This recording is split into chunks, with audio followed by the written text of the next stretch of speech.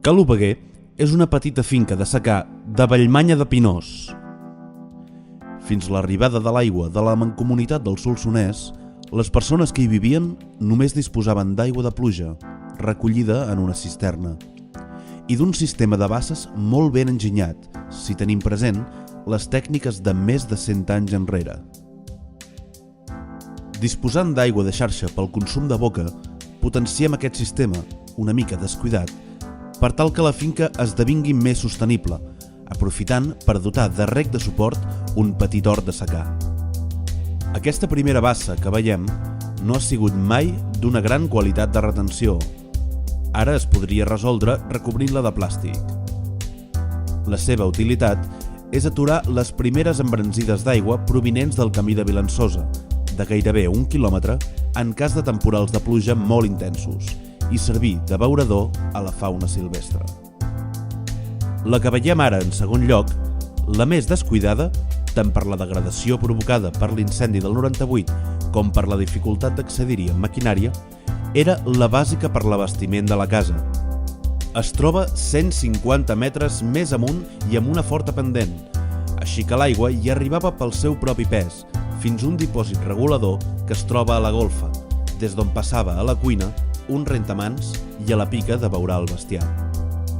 No tenia prou força ni per a una dutxa, que es substituïa pel bugader i la regadora, fins que varen instal·lar un grup de pressió.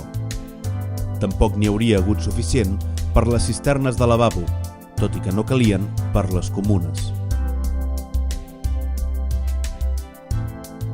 Per tal d'evitar al màxim l'entrada de brosses a les basses, haureu vist que s'utilitza un sistema de filtres en el curs dels canals d'accés de l'aigua a les basses, fet a base de barreres i clots anomenats bessons o bessulls.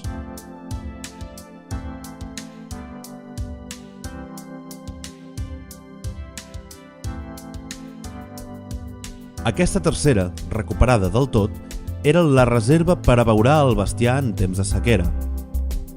També servia habitualment per regar els jardinets de l'entorn de la casa. L'extracció d'aigua era a cops de galleda. Ara, junt amb la cisterna, és la que serveix de rec de suport a l'hort de secà, d'uns 100 metres. El sistema de rec és de goteig, passant per un dipòsit regulador de 1.000 litres. El rec a manta directa s'utilitza una vegada al posar el fem cru a les tomaqueres, pebroters i albergínies, en una pràctica tradicional percussora de la biofumigació. La capacitat màxima de la cisterna i la bassa utilitzada és de 90.000 litres, però cal tenir en compte que l'evaporació de la bassa a l'estiu és molt elevada.